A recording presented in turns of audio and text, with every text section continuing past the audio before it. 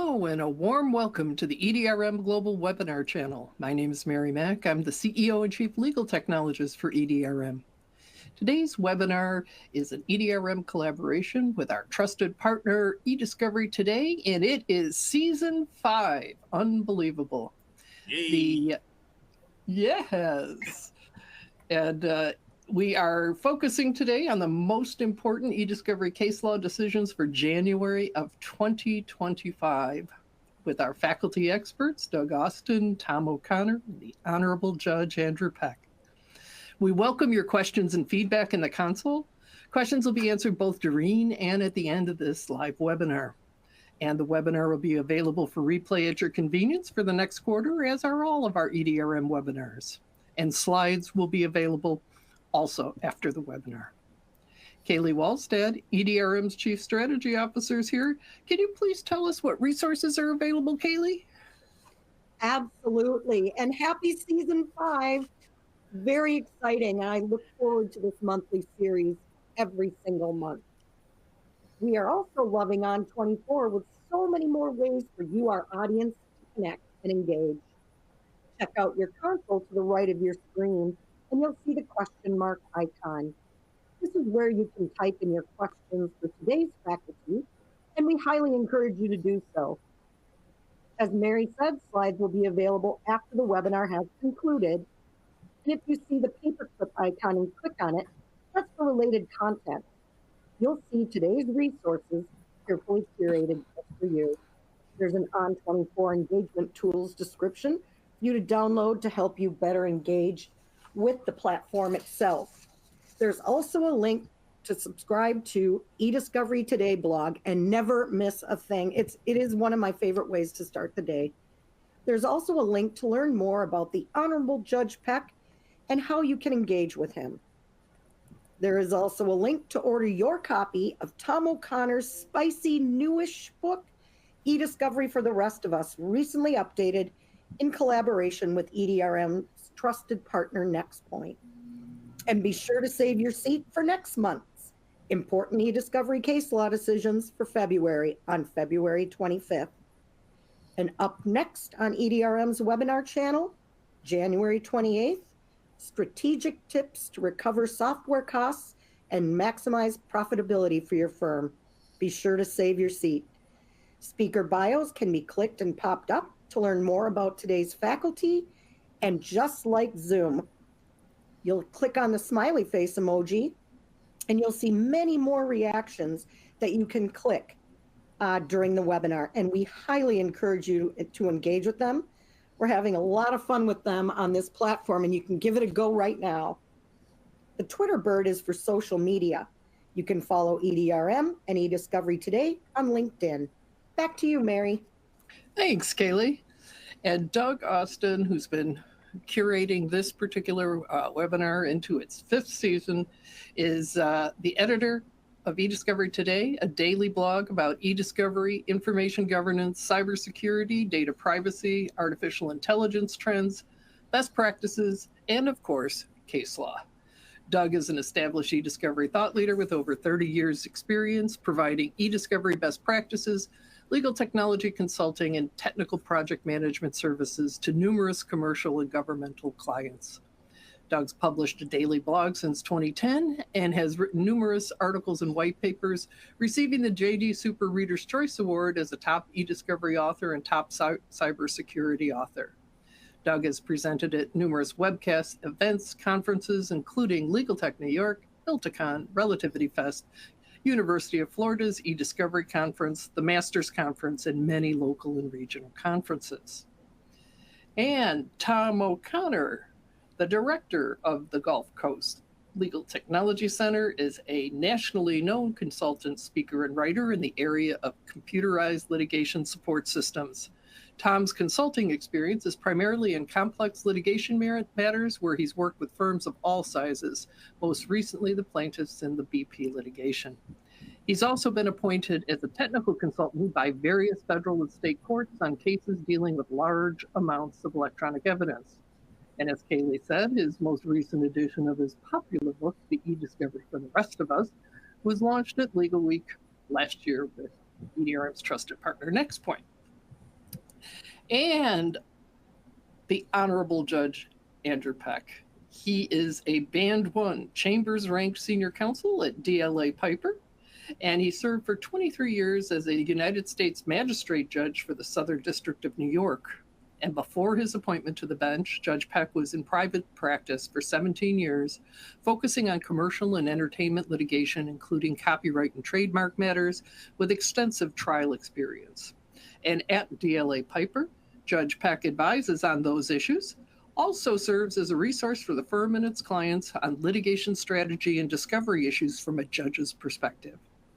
Judge Peck primarily advises on innovative and efficient solutions to the challenges of information management, both within and outside the litigation context, including cross-border discovery issues.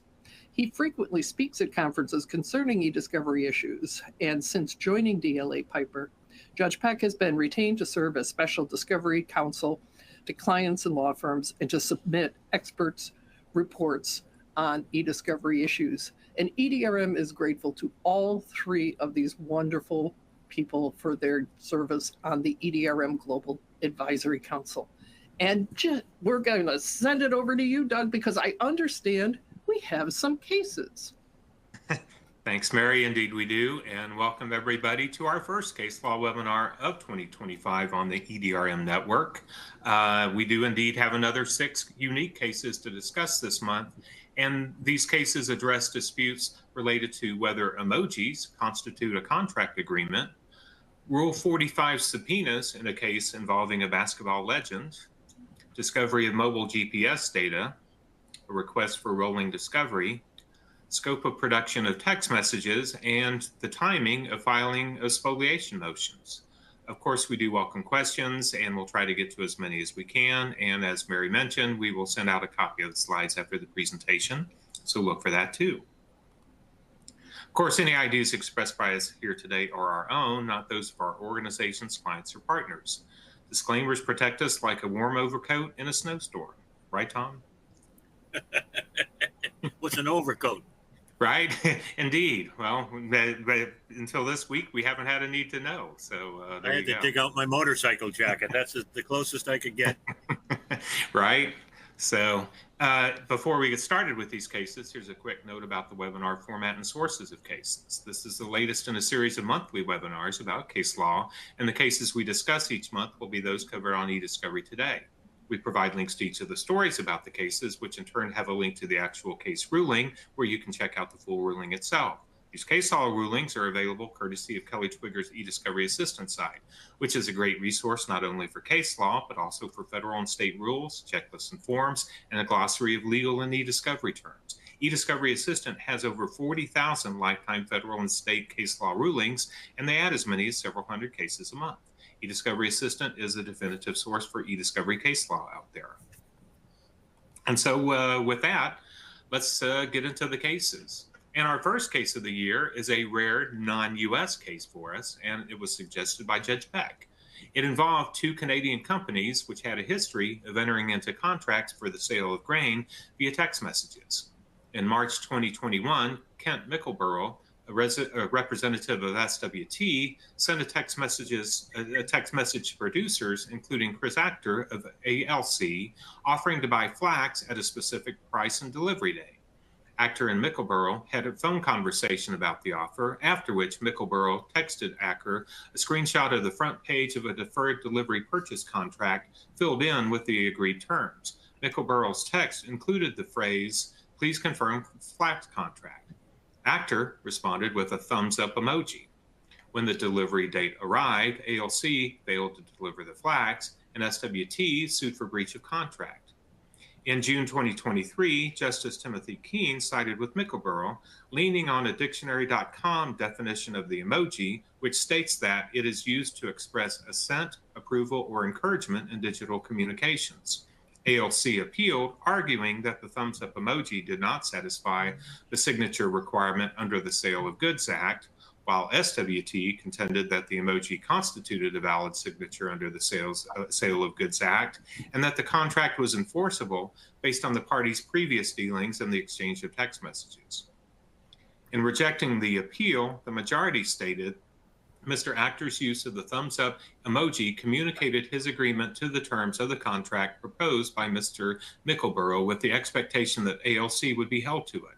Because Mr. Actor sent that emoji in a text message from his personal cell phone, there was electronic data that he knew would identify him as the maker of the mark and communicate his agreement to the contract. His text message therefore signed the contract as surely as if he had printed the photograph that Mr. Mickleborough had sent to him and then written his name on that print copy and returned it to Mr. Mickleborough. There was a dissenting opinion which agreed that a contract was formed but disagreed that the emoji satisfied the signature requirement, where he said nothing in the evidence supports the conclusion that Mr. Actor's use of his personal cell phone to send a text message means that he affixed his signature as the means of authenticating that agreement, which is, of course, the particular essence of the signature requirement. Indeed, he was responding to a text that had a space for him to sign, which he did not, and indicated on a previous occasion that he did not know how to sign on his cell phone. The fact that he used a thumbs up emoji rather than the word yes is irrelevant. In fact, it's a red herring and weighs neither for nor against the finding that the signature requirement was satisfied. So, Tom, would you give this ruling a thumbs up like the majority did, or a thumbs down like the dissenting justice did? Well, I was going to try to come up with a scowling emoji to put up in honor of Mr. Justice Scalia, who, of course, loved any sort of citation to a case outside of the United States. I'm sure he would have embraced this wholeheartedly. But I got to say thumbs up, right? I mean, it's first of all, they take away my electronic discovery consultant decoder ring if I disagreed with that. But I think that, offer and acceptance, one of the first things we learned in law school, right? Was an offer made? Was it accepted? Does it meet the agreements of acceptance? And the majority opinion here, they went even further and said it met the requirements of the Sale of Goods Act because it met the e-signature requirements of another statute. So, yeah, he an offer was made, and he I think he said, in the body of one of the emails that they were exchanging, yeah, I'm going to accept this, and then sends the emoji with the thumbs up. So, yeah, I'm good with it. Mm-hmm. Yeah, it's and of course, as the court did, I mean, they communicated via text messages about the terms, so it's not like this was out of the blue. So yeah. Of course, this is a Canadian case. So, Judge Peck, if you were still a judge and you were to get this case in your court in New York, how would you rule, and what U.S. rules and laws would you rely on for guidance? Generally, it would be a state law question. Could be in federal court under diversity, but there is no federal law on contracting. So I would look at the Uniform Commercial Code or the Uniform Sale of Goods Act, or whatever the various New York or national laws would be, and yeah, I'd come out the same way as the majority here. Canada will be our 50th state soon, if one 51st state, if one believes certain pronouncements. And so 51st, we have to, right? Don't we already have 51st? Yeah. I was getting rid of we already one jettisoned one. But you already kicked Vermont out, right?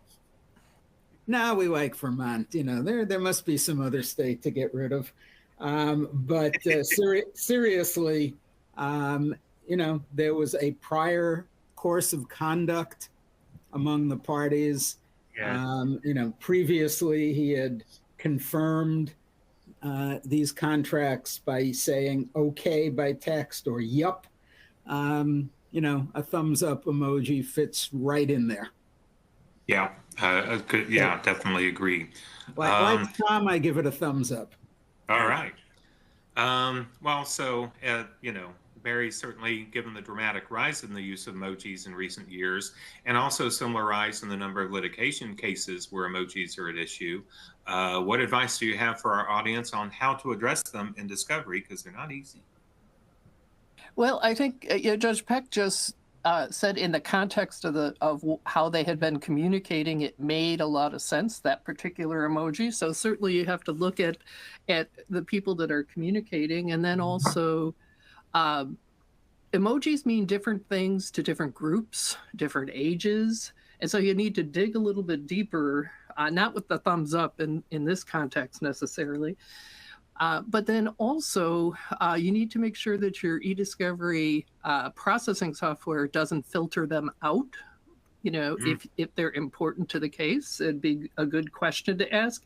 And then to keep up with this kind of thing, Matt Mahan over at our trusted partner Level Legal has been tracking emojis since the beginning of time, practically. And he's interviewed Eric Goldman over at Santa Clara University School of Law, and he's also been tracking all of this. So I'd send you over there, and then be nice to your forensics folks, because with the increase in how Gen AI is allowing emojis to be created on the fly, they're not going to be static anymore. So it's not like this emoji belongs to this class of device, this operating system. There's a dividing line now. You can go backwards that way, but going forward, it's a brave new world. Yeah, couldn't agree more. And yeah, great references. Matt Mann has written a lot on emojis and has written some great stuff. I think Jennifer Lee of ProSearch is another one I saw who's here and have done some great stuff as well. And Eric Goldman has kept up with the cases involving emojis, which is pretty amazing that there's a dude out there that actually tracks it. So his blog is really great in that regard. So very interesting case and a fun one. And we'll move on to our next one. Which stemmed from an incident, a very famous incident in February 2017 at Madison Square Garden, in which retired New York Knicks Charles Oakley was forcibly removed from the stands at a New York Knicks basketball game. Seeking an assist, Oakley served Rule 45 subpoenas on current employees of defendants seeking all communications and ESI concerning Oakley and his removal from MSG from February 8, 2017 to March 1, 2017. Oakley also served subpoenas on former employees of defendants seeking the same information, though the subpoenas served on 4 of them contained no temporal limitation whatsoever. He also moved to compel MSG to search for text messages or messages on other messaging applications on the personal phones of its employees, but the court denied Oakley's motion to compel MSG to search the personal phones of its employees because Oakley did not include that request in his previous motion to compel document production from MSG. However, the court denied MSG's request to quash the Rule 45 subpoenas on the ground that MSG lacked standing to make such a motion on behalf of the third parties. Oakley scored points with New York Circuit Judge Richard Sullivan, who stated, Oakley has carried his initial burden in demonstrating that the information sought in the Rule 45 subpoenas is relevant to the factual disputes in this case. Specifically, MSG identified each of the employees as individuals who were either part of the security force that ejected Oakley, purportedly observed Oakley behaving inappropriately from the time he entered into the arena or at his seat, or conducted an investigation into the incident in the days thereafter. Accordingly, Oakley has made a prima facie showing that the Rule 45 subpoenas seek relevant information. But Oakley was rejected in the scope of the request when Judge Sullivan stated Oakley has failed to carry his initial burden that the requests contained within the Rule 45 subpoenas are proportional to the needs of this case. While most of the subpoenas are limited to the period of February 8, 2017 to March 1, 2017, 4 of them served on the former employees do not contain any time limitation with respect to the documents sought. Courts have regularly held that subpoenas seeking all documents or all communications on a given issue are overbroad, impermissible, and presumptively improper. As you see there in the last bullet point, Judge Sullivan also rejected employee arguments with authority as to why Oakley's Rule 45 subpoenas should be quashed in their entirety. So it certainly will be interesting to see how Oakley rebounds from the decision to reduce scope of discovery. So, Judge Peck, this is a high-profile case, and not the only high-profile case we've seen involving MSG in recent years. So, as a former New York judge, I'm sure you probably provided over some high-profile cases during your time on the bench. So, what, if anything, would you do to ensure that the public aspects of the case don't have an impact on the courtroom? Well, first of all, I'd say the decision was really a layup. There we go. There we go. I knew I could count on you for another one to add to the 4 or 5 I threw in there. So we Goes to the punch. But seriously, I mean, there are always two aspects of any case. One is the interaction between the two sides to the case, and there you have to just keep a tight hand on the courtroom. When my son's then second grade class came to visit my courtroom, they were astonished that I did not have the traditional TV gavel to bang on the bench. And my answer to them was, if I've got to bang the gavel, then I've already lost control. So don't have a gavel. Then, of course, and particularly nowadays, there is the external pressure, the external publicity, the crazies or not so crazies who get involved. But I do want to point out one thing, which is that James Dolan, the head of MSG, has somewhat of a thin skin. My recollection is the dispute with Oakley was because Oakley had words with Mr. Dolan. Now, not only that, but MSG, it's been publicly reported and very publicly criticized, uses facial recognition technology. So we have another ESI at play here to determine who is allowed into any of the MSG properties.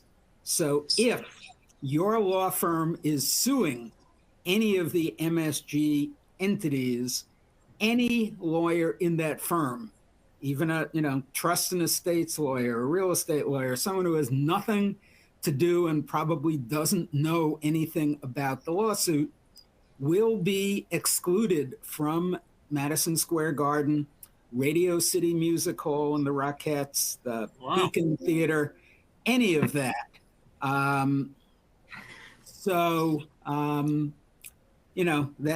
got bad, very bad publicity when they pulled aside trying to come in this young woman lawyer who was there with her daughter and a few members of the Girl Scout troop. And they said, you work at such and such a law firm, you're out of here. And it's like, but what do I do with the kids? We bought tickets, too bad, you're gone. Wow. Unfortunately, while there have been some lawsuits about it, my recollection is the policy remains in place. Wow. I was familiar with the story, but I did not realize the policy remains in place. So that's why. It had Girl Scouts. Yeah. I knew of that particular incident. So, yes. The theory from MSG was, lawyers could come in trying to do informal discovery, which might make sense if it was a lawsuit about Madison Square Garden over serving people with alcohol and the lawyers wanted to look around and talk to the vendors or whatever. But why should a T&E lawyer going to Radio City be excluded because of that policy? It's nonsense, but right. I'll tell you how I really feel some other time. Yeah, really. Let us know what you think. Yes. Well, and then he also had a well-publicized scuffle with Spike Lee, as I recall, about using what entrance he was using.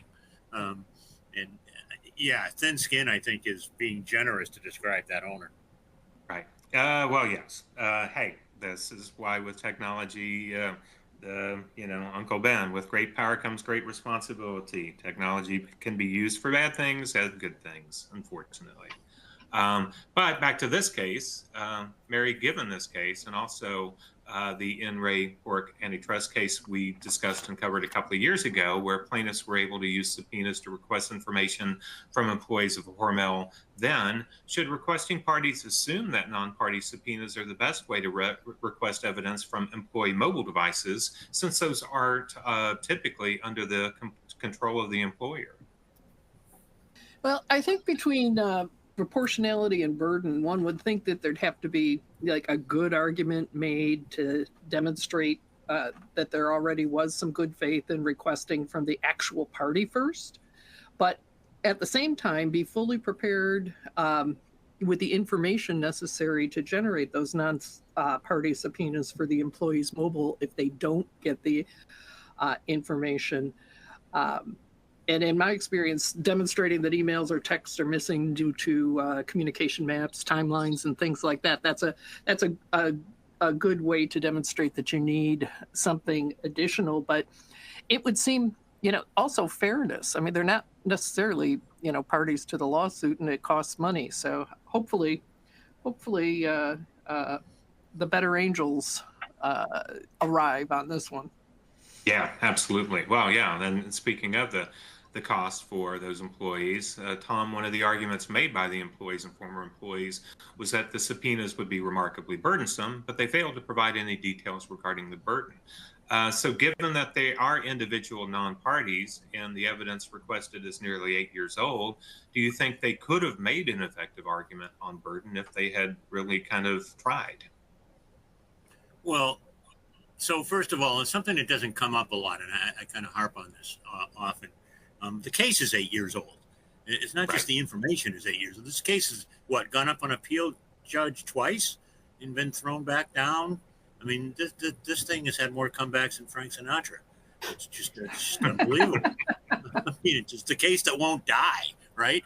And I believe that these people were employees and involved with, or at least had information about the incident at the time the original lawsuit was filed. So what happened to the duty to preserve? Has anybody asked what steps were taken to preserve that information 8 years ago when it should have been? So that was interesting. The other thing is, the phrase remarkably burdensome without any details. I've made this note before of people using similar comments or characterizations. It's like that line from A Few Good Men. I object. Oh, no, I strenuously object. Oh, well, that makes all the difference in the world. It's burdensome. But no, it's remarkably burdensome. Like, come on, man. You got to say something. You got to provide, you got to give the court something to hang their hat on. And then the other question in my mind was, and I'm not sure, do you know, Doug, how many total subpoenas there were? I thought it was in the neighborhood of 30 or so, but I looked at the decision. I don't recall off the top of my head, no, but yeah, I couldn't find an actual number. There were a number of employees. It wasn't just there were a few, and I wonder if they just forgot. All the other ones had a specific time frame. Just these 4 did not, and it occurred to me that perhaps that was an oversight when the subpoenas were drawn up. I mean, the judge just let them go forward with it and inserted the time frame limitation. So, I guess the judge just wasn't buying that it was remarkably burdensome. Yeah, indeed. So, and I would have used more comebacks than Michael Jordan in keeping in theme with the case, but we'll move on. There you go. Because we have 4 more cases to cover. So our next case involves a claim for workers' compensation after the plaintiff alleged an injury sustained in the course and scope of her employment with the defendant.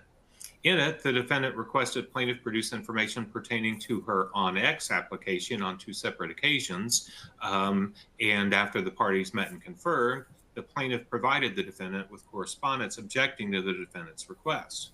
After a discovery dispute status conference with the parties pertaining to the disclosure of the OnX information in the court, the defendant filed a motion to compel, requesting the court order the plaintiff to produce her OnX data as she has placed her physical condition, specifically pertaining to her ability to ambulate, hike, or maintain balance, into dispute. The defendant requested the court grant its motion to compel and order the plaintiff to produce information available to her Onyx application, or alternatively, to execute an authorization to allow BNSF to collect Fitch's Onyx data independently. North Dakota Magistrate Judge Claire Hochhalter rejected the second part of the request, stating, "The court is not inclined to permit BNSF to collect Fitch's Onyx data independently." But she added, "However, it will require Fitch to produce the hiking data available to her through her Onyx account, albeit after the parties submit an appropriate proposed protective order to the court." She also rejected the plaintiff's argument that the Onyx information was not relevant and was an overbroad publicization of Fitch's private location data, stating, "The court does not agree because Fitch alleges that she incurred a head injury with corresponding symptoms and her provider has placed significant restrictions on her ability to ambulate. It stands to reason she has placed her ability to engage in daily and/or recreational activities at issue. The Onyx data would provide the parties with relevant information as to Fitch's hikes, including the elevation, length, difficulty, and time of completion. This is not a question of whether Fitch is able or unable to hike, but the extent to which Fitch has the ability to ambulate and engage in recreational activity, considering her alleged symptoms and restrictions." She also rejected the plaintiff's argument that the Onyx data constituted a massive overreach into her personal location data, but did require a protective order. She also rejected the defendant's request for reasonable expenses pursuant to FRCP 37A5A, stating, "This is also a situation where, although the motion is being granted in part, the court agrees with Fitch that her objection was substantially justified under Rule 37A5A2. And that's the most times I've ever said ambulate in a brief discussion. So Mary, Onyx is an application I'd never heard of before. So what recommendations do you have for requesting parties in personal injury cases to flesh out data from tracking apps like these? Yeah, I hadn't heard of it either, Doug. Thanks for surfacing this case. But, you know, by definition, personal injury cases are personal. And so we all need to dig deeper than medical records and into things like the wearables, the home tech, the car tech, asking secondary and tertiary questions in your custodian interviews. They did ask about Fitbits and the like, and eventually the Onyx mapping GPS-like program surfaced. This program is not just something that's tracking her activity, it's something that the lawyers could use to tell a story. It actually will show the hike and the elevation, the difficulty, all of that. It's just, it's absolutely just amazing. And these apps are coming out weekly, so we have to ask. Yeah, and there's a million of them, so absolutely. Yeah, and obviously they, through their line of questioning, were able to uncover that. So, smart on their part. So Tom, do you agree with Judge Hochhalter's decision to refuse to allow BNSF to collect the Onyx data independently? Couldn't she have chosen to have an independent forensic examiner perform the collection? Well, yeah, I agree with the decision, although here we are with the overuse of adjectives again, the judge in this case disagreeing that it was a massive overreach, but seeming to imply there was a bit of overreach, and the judge was not comfortable with the opponent gaining access to not just the data independently, but including, he called out her username and password. Or she called out username and password. So I think, the judge felt there was, something to be done there, and clearly said if the parties had maybe talked a little bit more and come up with an agreement that had a protective order in it, there could have been a way around this. Could she have chosen to have an independent forensic examiner perform the collection? I suppose. But then you get into an argument about who's going to pay for that. There'll be motions about the other side paying for it and so forth and so on. Give the party a chance to produce it under an agreed upon protective order. I suspect we haven't heard the last of the argumentation in this case, however. Yeah, you could very well be right. I wouldn't be surprised. So Judge Peck, do you agree with Judge Hochhalter that Fitch's his objection was substantially justified under Rule 37A5A2, given that the Onyx data would illustrate her ability to ambulate since the accident. I mean, imposing cost is that, yes, there's the rule, but it's a discretionary call by the judge. And I think the judge made the right call here. If Fitch had been arguing, that she couldn't walk at all, she couldn't ambulate at all, then obviously BNSF would have been totally justified. Here, she was trying to sort of thread the needle that she could ambulate sometimes, not other times. And, there were limits on her ambulation, but not complete limits, et cetera, et cetera, et cetera. So, I think this call was a good compromise. Yeah, you get the data. No one is being awarded costs. And let's, just move on. She could have perhaps told BNSF to take a hike, but gave them the belief they wanted.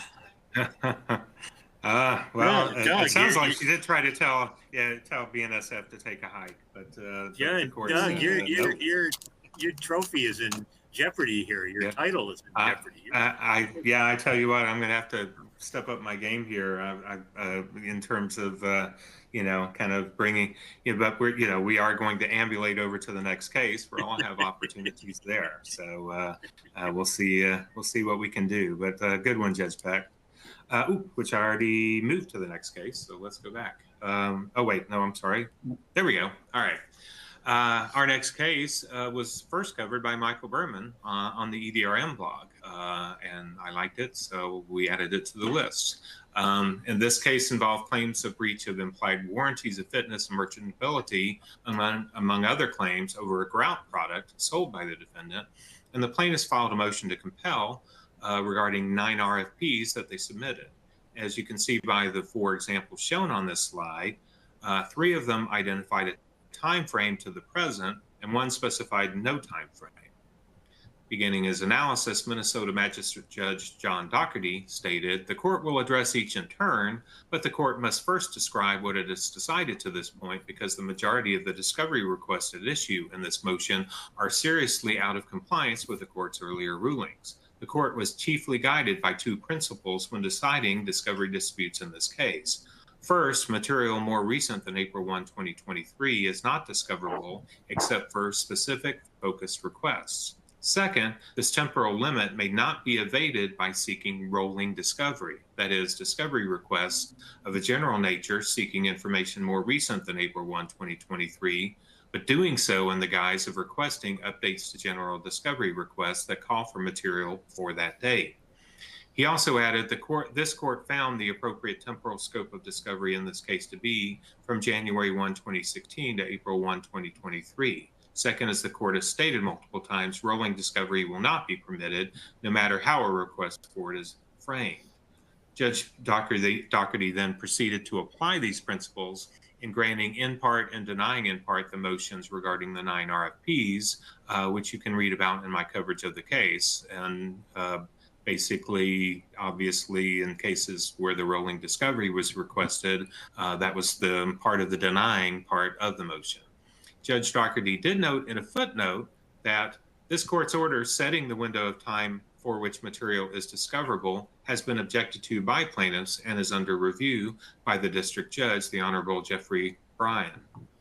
So, Tom, we've all worked on cases where the discoverable period can include the present day. So, given that this case involves claimed product deficiencies, which can be ongoing, do you agree with Judge Doherty's decision to reject discovery requests to present day? Well, you're right. We've all had cases where that could be the case.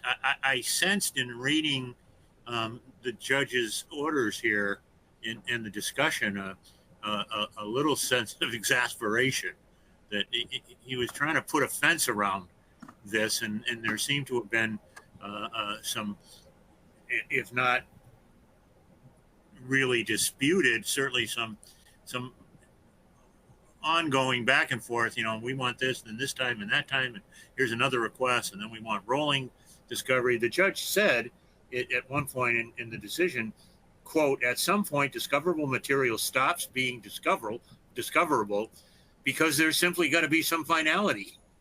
And in this case, that was decided as being April the 1st of 2023, end quote. I mean, I think the judge just seems exasperated with the way that's written, and left the door open. Like, if you have specific items you want discovery on after that date, then bring them to me, and I'll decide them on a point-by-point basis. So he wasn't eliminating the discovery of that. He just wanted to try to get a handle on this, was my sense. So it'll be interesting to see what the district judge rules when that comes down. I'd love to take a look at that whenever that comes down.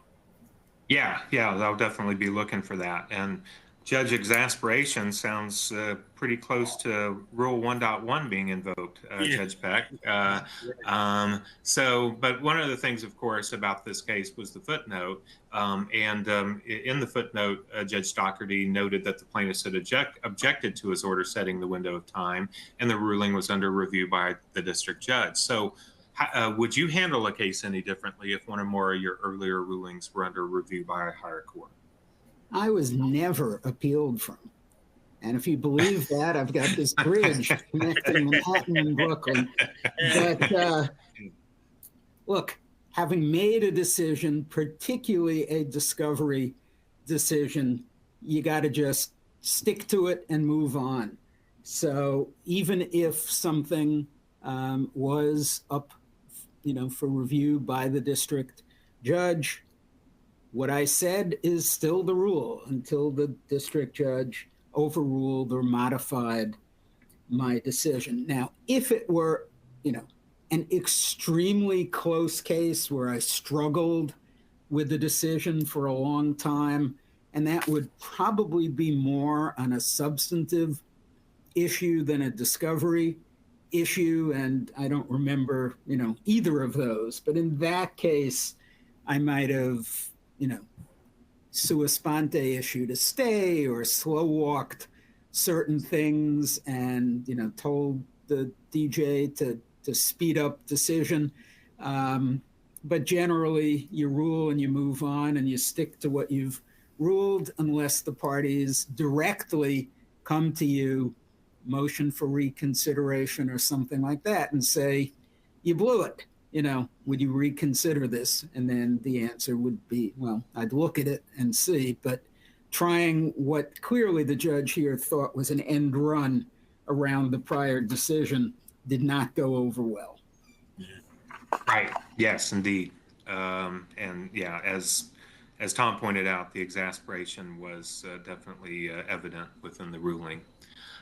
So Mary, Judge Doherty allowed for exceptions to the time frame window for specific focused requests, but sometimes that can lead to more requests, and yet courts often limit the number of requests a party can make. So how do you balance the two? Well, I think that's where good lawyering comes in and good drafting. There's a difference between asking for any and all, and actually being focused. So not only in terms of timeframes, but also in terms of scope of the substantive material that you're looking for, custodians, et cetera. But actually spend some time doing that drafting. I think that's the only way to get through it. Yeah, absolutely. Yeah. Go ahead. One comment before we move to the next case. There may, in particular cases, be limits on the number of requests for production, but the federal rules give you unlimited requests for production, but limits of 25 interrogatories, including each subpart. And as you could see from the slide itself, these were requests 159 through 163. So clearly, this party was not imposing any limits on themselves in terms of their requests. Yeah, that's for sure. Yeah, and I think they went all the way up to 167, I think. So yes, no limits here, and certainly great point.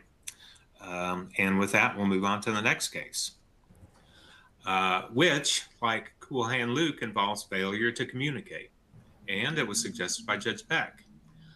In it, New York Magistrate Judge Gary Stein opened his ruling by stating, before the court is a discovery dispute that underscores the importance of counsel fashioning clear and comprehensive agreements when navigating the perils and pitfalls of electronic discovery.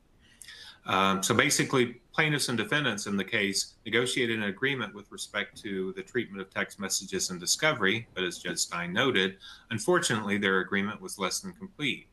The parties engaged in discussions in June 24 surrounding the production of text messages, as well as emails and other electronic evidence, and counsel for plaintiffs ultimately sent an email stating, we are amenable to reviewing all texts in the same chain sent or received on the same day as any text that hits on any of the search terms. Please confirm whether defendants are prepared to do the same. Counsel for defendants replied, confirmed. However, as Judge Stein noted, with the parties' agreement... They didn't do it. Sorry, Doug. They didn't do it by a thumbs up. They did not do it by a thumbs up. No, this is true. They said the word confirmed. Yes, had they done it with a thumbs up, we could have had a couple of things to talk about on this case. But yes, they did say confirmed. That's all they said, which wasn't much. And what the agreement did not explicitly address is whether, in producing the same-day text change, text deemed irrelevant and non-responsive would be redacted, or instead, if the change needed to be produced in their entirety. Defendants understood that if the same-day period included any responsive and relevant messages, the same-day chain would be produced in its entirety without redacting non-responsive or irrelevant information. Plaintiffs understood the same-day period to define the scope of review, but not the scope of production, such that non-responsive or irrelevant messages included in a same-day text change need not be produced and could be redacted. So the defendants produced entire same-day chains, while the plaintiffs redacted messages that they deemed to be non-responsive or irrelevant. As Judge Stein stated, that failure to communicate has now spawned the instant discovery dispute. In ruling on the matter, Judge Stein stated, here the applicable background law is supplied by Alfani, the leading case in this district on the issue of redactions from text messages, and one authored by the district judge who presides over this very litigation. Alfani holds squarely that parties may not unilaterally redact otherwise discoverable information from text messages for reasons other than privilege. Yet that is precisely what plaintiffs did. They unilaterally redacted non-privileged text messages. It should have been clear to plaintiffs that Alfani operated as a default rule forbidding redactions in text message chains absent a judicial decision or an agreement by defendants permitting redactions. He also added, if plaintiffs wanted to make redactions without a defendant's agreement, plaintiffs needed to seek court permission to do so. Having formed an agreement with defendants that resulted in defendants' production of unredacted text messages, plaintiffs were not free to decide on their own that redactions to plaintiffs' production were appropriate. So ordered them to produce the redacted text messages while directing the parties to meet and confer about highly sensitive text messages. So Judge Peck, is there anything such as court-recommended ESI protocols that courts should do to help minimize miscommunications like these? If not, what should parties do to try to minimize them? I mean, parties should talk to each other. There's really nothing much that the court can do to prevent miscommunication. You know, you can't possibly cover every issue that would be in an ESI protocol or anything else, you know, with a one-size-fits-all, other than, you know, point to the rule that says the party should cooperate. I suspect while there was a legitimate miscommunication here, considering how expensive it is to do the redactions, or at least how burdensome, that the plaintiff was hoping that it got it right and was more willing to ask for forgiveness after the fact than permission in advance. So if parties communicated, there wouldn't have been this problem. And before one started massive redaction, one would think you'd turn to the other side and say, hey, you know, are you doing what I'm doing? I also want to point out that Judge Stein, you know, called out Rule 29 here, and that's something useful for the audience. Rule 29 of the Federal Rules of Civil Procedure A written rule, unlike my Rule 1.1, allows the parties to reach agreement that modifies the requirements of the federal rules regarding discovery. Parties should use it, and they should use it in writing. Email exchanges are fine, but this might have been avoided if they tried for a more formal documentation. Yes, or at least have a conversation, which is a precursor to our next case when we get to that. But absolutely, email communications when one-word responses come back aren't as useful for sure. So one of the things, Mary, I'm kind of interested in is the kind of span here. Do you think limiting review of text messages to the same day as one with a search term hit is too limited, given that conversations often span across multiple days?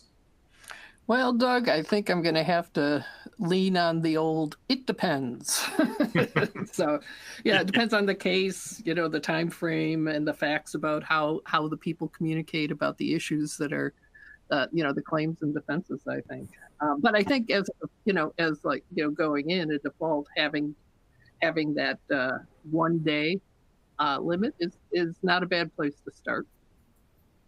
Yeah, although I did like I think it was the Lubrizol versus IBM case from a couple of years ago when they decided on the 10 messages before and 10 messages after approach, which to me, I think seems, maybe a little more appropriate because you can, obviously, then you're not limited to a temporal limitation. So certainly I think no standards exist, and you have to decide what's appropriate, and it depends is an appropriate way of looking at it.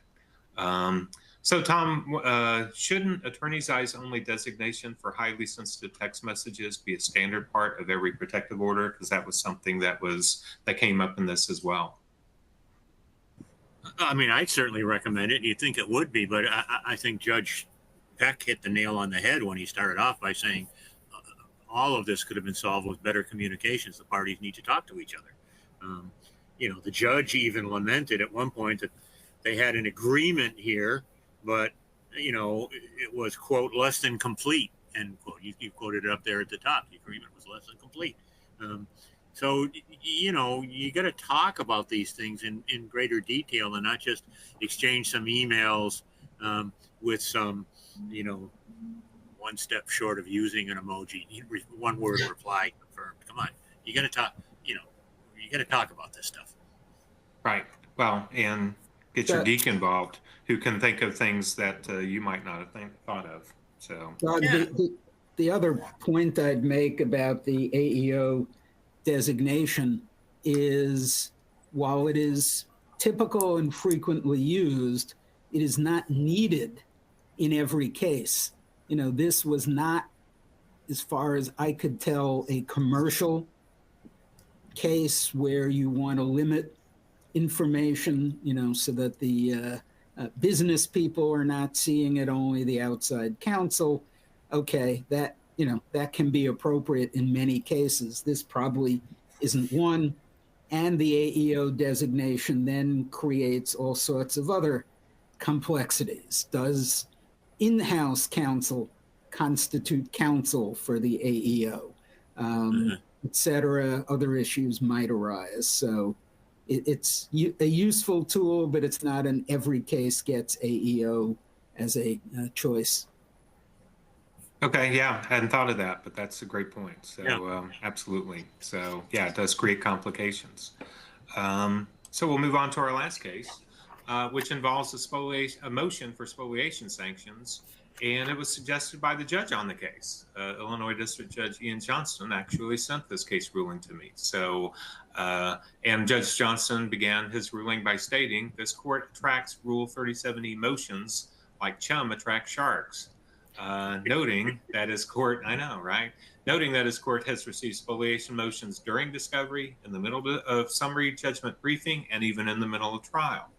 After denying the motion with prejudice in this hotly contested case for sanctions against defendant Christopher Shepard, Judge Johnston stated, this court takes the opportunity to address the timing of filing spoliation motions seeking sanctions. spoliation motions can be filed too early and they can be filed too late. As shown in this order, there's a sweet spot when the filing of the spoliation motion is just right. But determining that sweet spot will vary depending on the specific facts presented, as well as the judge who decides the motion. The best way to find that sweet spot is to have a conversation, in the words of one of the court's former law clerks. Notify the court and opposing counsel as soon as possible about a spoliation concern, and calmly and professionally talk to them about the most reasonable and best options to address the concern. While acknowledging that Groves raised its concerns with Magistrate Judge Snyder through multiple motions to compel, which led to a forensic examination that provided fairly damning information against Shepard, Judge Johnston proceeded to address the proper timing of spoliation motions, starting with factors to consider in determining if a spoliation motion is tardy, which are listed in the ruling, and my coverage as well.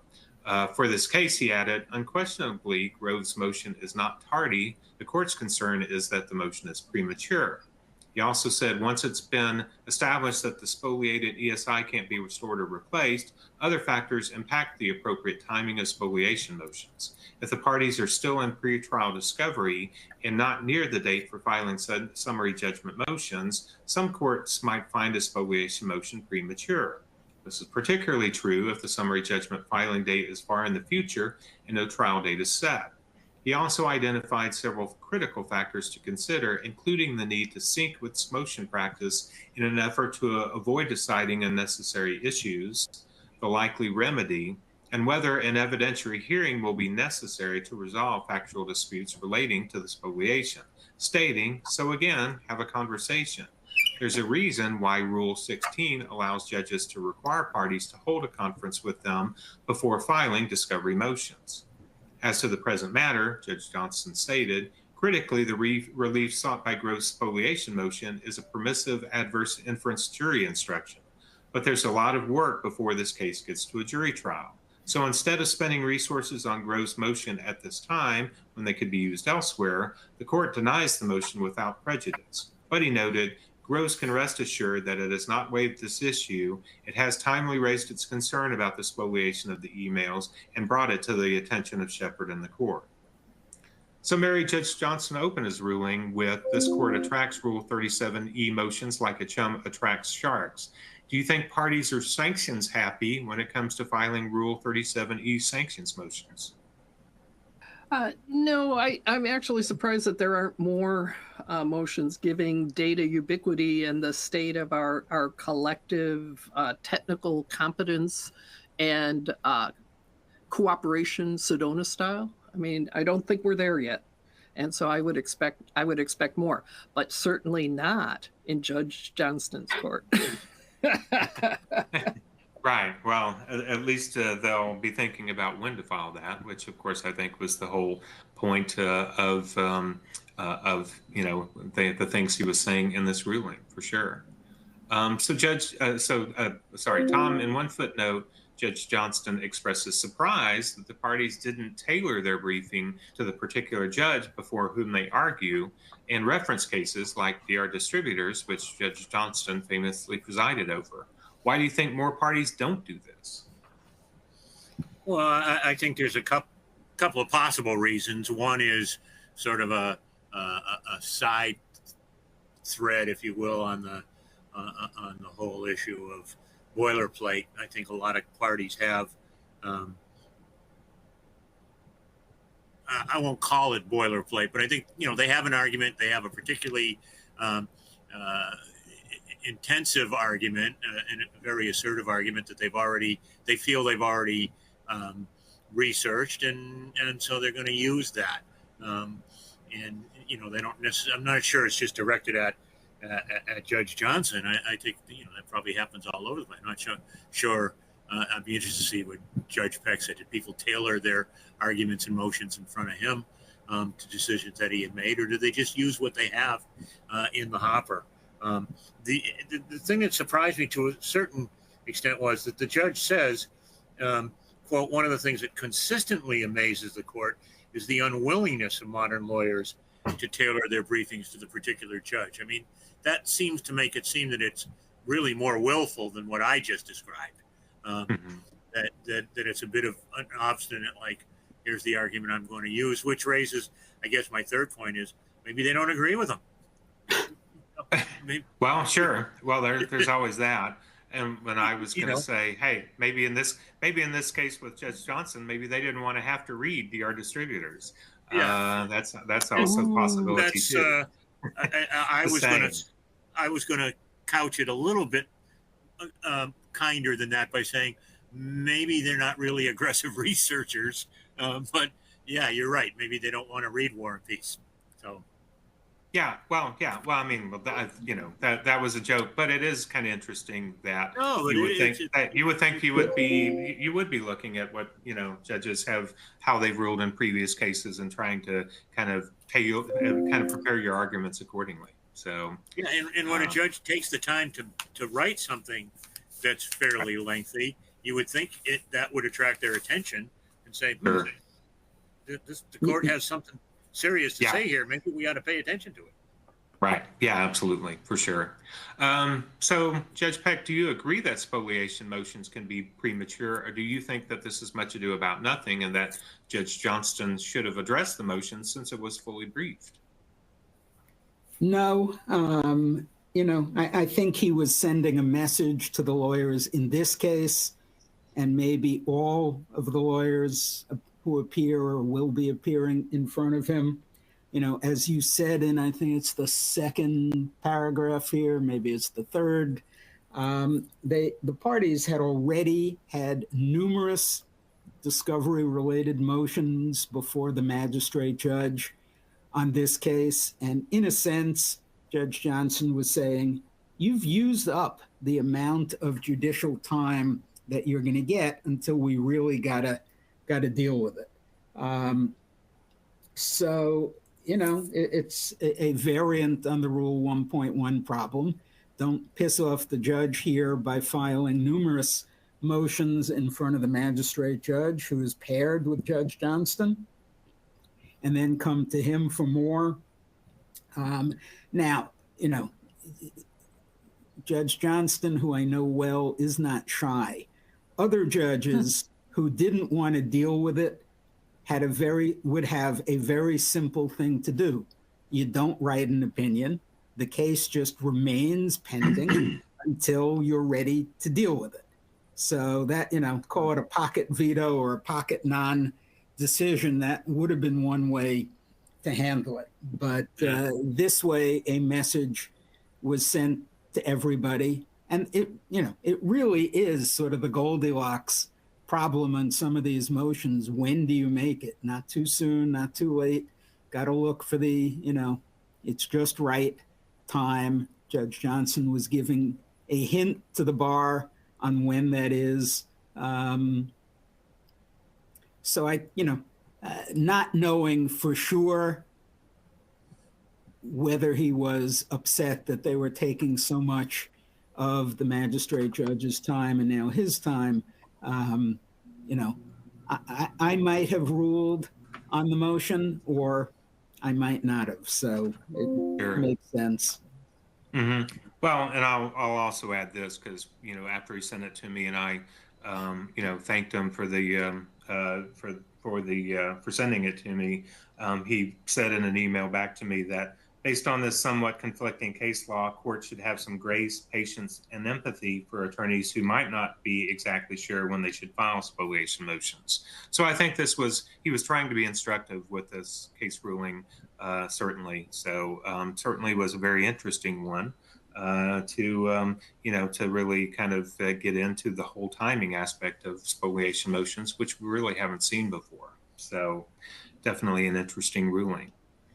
Now for the contacts page, and we have a date for our next webinar, which, as Kaylee mentioned at the outset, is Tuesday, February 25th, and we already have several cases identified for it, thanks to Judge Peck. So with that, I will say, actually, one quick question, a couple of questions we didn't get to, so I'll address those real quick.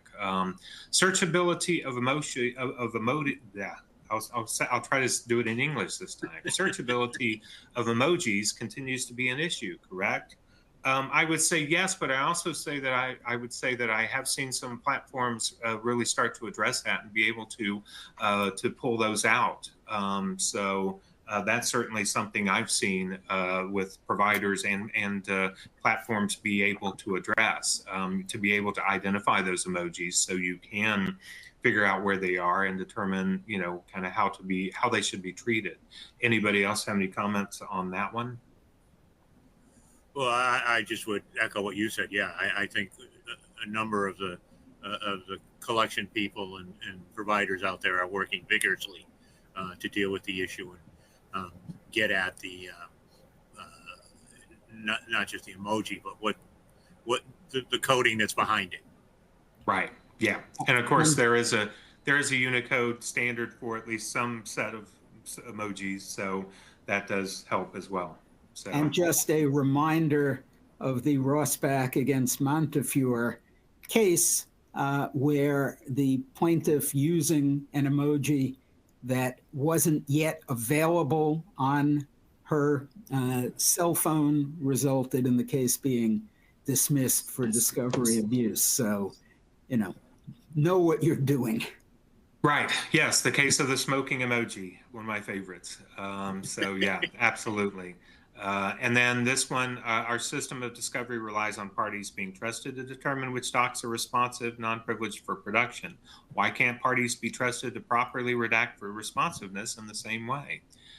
Great question. Comments from any of you, any of the panel here on that? I mean, the majority view is you can't do it. And frankly, it's largely because it just leads to something else for the parties to fight about. Yeah. The parties can, under Rule 29, come to some agreement. With respect to it, in most cases, they don't.